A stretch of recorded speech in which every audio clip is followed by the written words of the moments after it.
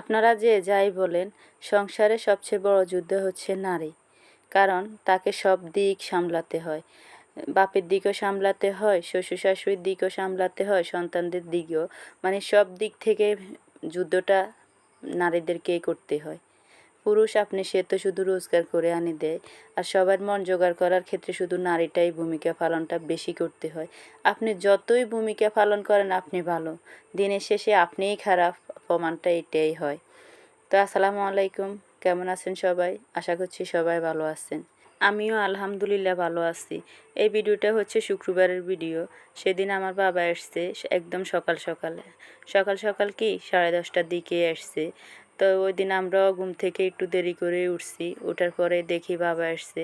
তো যাই হোক, এখনও নাস্তা পানি কারোই করা হয় নাই। তো বাবা আসার সময় এই যে অনেকগুলো ভালোবাসা নিয়ে আসছে। অনেকে আমার পেজে দেখছেন, যারা যুক্ত আছেন তারা আমার বাবার বাড়িতে আনারস গাছে আনারস ধরছে, 3টা গাছে 3টা আনারস ধরছে। একটা আনারস আমার জন্য এসছে একদম গাছ পাকা, খুবই মজা ছিল আনারসটা। তারপর এই যে কাঁঠালও অনেকে দেখেন, মানে কি আর বলবো, কাঁঠাল যতদিন থাকবে ততদিন আমার জন্য আসবেই। যতদিন কাঁঠাল গাছে থাকবে, যদি থাকে একটা থেকে অল্প একটু হলো আমার জন্য আসবে।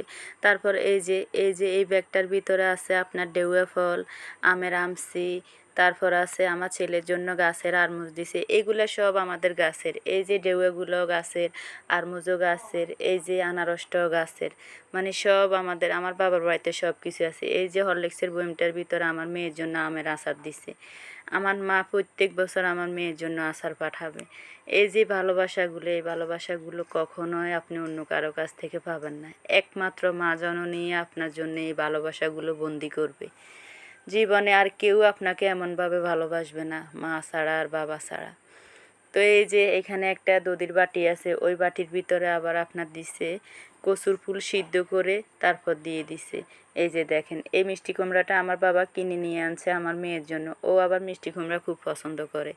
ও বলতে পারেন একদম কোমড়ানি, মানে তার কোমড়া এত প্রিয়। আমি তো তাকে দুষ্টামি করি বলে কোমড়ানি, মানে সে কোমড়া ফাইলে, কচুর ফুল ফাইলে, কচু রান্না করলে এগুলো এত পছন্দ আমার মেয়ের। মাশাআল্লাহ, আলহামদুলিল্লাহ, আমার মেয়ে মাংসের চাইতে শাকসবজিটাই বেশি খায়। এই যে দেখেন আমার নাফিজ গুঁড়ি গুঁড়ি বৃষ্টির ভিতরে সে বাইরে হাঁটতেছে, তার গায়ে নিয়ে খেলতেছে, দপাস করে পড়ে আবার এগুলো লাগাই আসছে গায়ের মধ্যে, এখন আবার হাসতেছে। তো যাই হোক, ওর বোনও আবার এগুলো একটু ক্যাপচার করলো আর কি। তো দুপুরে রান্না বান্না শেষ করতেছি। বাবা এসছে। আমার বাবার জন্য বেশি আয়োজন করা লাগে না। আমার কোনো আত্মীয় স্বজনের জন্য কখনোই বেশি আয়োজন করা লাগে না, তারা অল্পতেই সন্তুষ্ট। বেশি তরকারি তারা দেখতেও পারে না। তো যাই হোক, মানে অল্প 2-1 পদ তরকারি রান্না করলেই হয়। তো আজকে তাদের জন্য চিংড়ি মাছ দিয়ে কচু ছড়া রান্না করব। এই যে কচু ছড়াটা চিংড়ি মাছ দিয়ে রান্না করব। আমার ছেলে দুইটা আবার এই কচু ছড়াটা খুবই পছন্দ করে। তারা অন্য কোনো তরকারি খাবে না, শুধু কচু ছড়াটাও খায়। এই সিজনে যখন কচু ছড়াটা পাই, তখন কচু ছড়াটা আবার রান্না করলে চিংড়ি মাছ দিয়ে খুব মজা করে খায় দুই ভাইয়ে। তারপর এই যে আস্ত পটল একদম ভাজি করতেছি, দেখেন চামড়া সহ এইভাবে যদি পটল ভাজি করা হয় খেতে খুবই ভালো লাগে। এই তো কথা বলতে বলতে এখনও আপনাদের কাছে একটা লাইক কমেন্ট মানে চাওয়া হয়নি।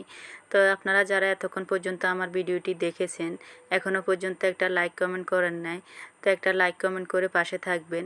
আর আমার ভিডিওর কোনো অংশে যদি আপনাদের ভালো লেগে থাকে, তো ভালোবেসে আমার পুরো ভিডিওটার সাথেই থাকবেন। তো এই যে যারা আমার ইউটিউব চ্যানেল থেকে দেখেন, ইউটিউব চ্যানেলটি সাবস্ক্রাইব করে দিবেন। আর যারা এতক্ষণ লাইক কমেন্ট শেয়ার সাবস্ক্রাইব করে দিয়েছেন, তাদেরকে জানাই অসংখ্য অসংখ্য ধন্যবাদ। এই যে রান্না করা গরুর মাংস ছিল আগের, এগুলো আমি আবার ডিপ ফ্রিজে রেখে দিছি। তো আজকে যেহেতু বাবা এসছে, তো এগুলো আবার পেঁয়াজ বেরেস্তা করে একটু মানে ভাজা ভাজা করে নিলাম আর কি। তো এইভাবেই আজকে বাবাকে আপ্যায়ন করলাম। মানে আমার বাবা মায়ের জন্য বেশি কিছু রান্না করলে তারা একদমই পছন্দ করে না। 2-1 পদ তরকারি রান্না করলে এটাতে তারা সন্তুষ্ট। বেশি তরকারি খেতেও চায় না।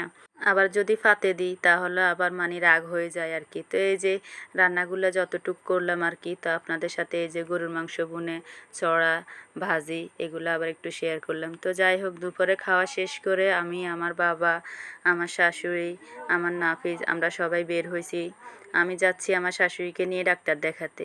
এই যে তো সাথে সাথে বাবাও আমাদের সাথে চলে যাচ্ছে, তোরা চলে যাইতেছস আর আমি থাকি কি করব। তো যাই হোক, যেই বাবা সেই কাজ, আমরা হেঁটতেছি, এখনও গাড়ি পাইতেছি না, একদম ভোর দুপুরবেলা, মানে 2:30-3টার দিকে আমরা বের হয়েছি, গাড়ি ঘোড়া কিছুই নাই। তো যাই হোক, কিছুক্ষণ হাঁটার পর একটা গাড়ি পাইছি, এই যে। তারপর আমরা যাচ্ছি, এখন আমরা যাব প্রাইম হাসপাতাল, আমাদের মেজদি নোয়াখালী। আমরা প্রাইম হাসপাতালে, এই প্রাইম হাসপাতালে আবার ডাক্তার ভালোই পাওয়া যায়। তো ওনাকে একটা হাড়ের ডাক্তার দেখাবো, ওনার পায়ে ব্যথা, কোমরে ব্যথা, আমার শাশুড়ি, এই যে আমার ছেলে শাশুড়ি দুইজনে ঢুকতেছে। মুরব্বি হইলে যা হয় আর কি, পায়ে হাঁটা চলা, শরীরে ব্যথা, তো এগুলোর জন্য একটু ডাক্তার দেখাইতে গেছি। তো যাই হোক, ডাক্তার দেখায় আবার পরীক্ষা নিরীক্ষা দিছে। এখন পপুলার হাসপাতালে আসছি, এগুলো পরীক্ষা করাবো, মানে ওনার ব্লাড টেস্ট দিছে অনেকগুলো। তারপর হচ্ছে আপনার শরীরের যে ভিটামিন টেস্টটা দিছে। তো এই বয়সে আপনার ভিটামিন কতটুক থাকা দরকার, কতটুক থাকলে ভালো, সেটার জন্য আবার ভিটামিন পরীক্ষা দিছে। তো এগুলোর জন্য আমি পপুলারে নিয়ে আসছি। এই যে এখন পপুলারে মানে দোতলাতে এত মানুষ যে আপনি রিপোর্টে কি দিছে পরীক্ষা ওগুলো জানতে চাইবেন, ওই সুযোগটাও নেই। তা আমি আবার 3তলায় চলে গেছি, ওইখানে যাই তারপরে পরীক্ষার এগুলো দেখাইতেছি করার জন্য আর কি। তো এই তো পপুলার হাসপাতালে সব টেস্ট দিয়ে এখন আমরা আসছি মুঘল দরবারে, ওখানে ওর বাবার এখানে আসছি, আমরা খাওয়া খাবো। তো আমার নাফিস বরাবরে গ্রিলটা পছন্দ করে, তো ওর জন্য নিছি গ্রিল, আর আমাদের বউ শাশুড়ির জন্য নিছি চা। আমরা তো চা পাগল, চা খাওয়া লাগবে। তো আমাদের জন্য চা আর রুটি নিছি, আমার নাফিস গ্রিল খাবে, গ্রিল নিছি। তো দুঃখের বিষয় আমার ছেলে গ্রিলটা খাইতে পারে নাই, তার মানে খুব জাল ছিল, তো আমাকেই খাইতে হয়েছে। তো যাই হোক, খাওয়া দাওয়া শেষ করে আমরা এই যে বাসায় চলে এসেছি। তো যারা এতক্ষণ আমার পাশে ছিলেন তাদেরকে জানাই অসংখ্য ধন্যবাদ। আল্লাহ হাফেজ।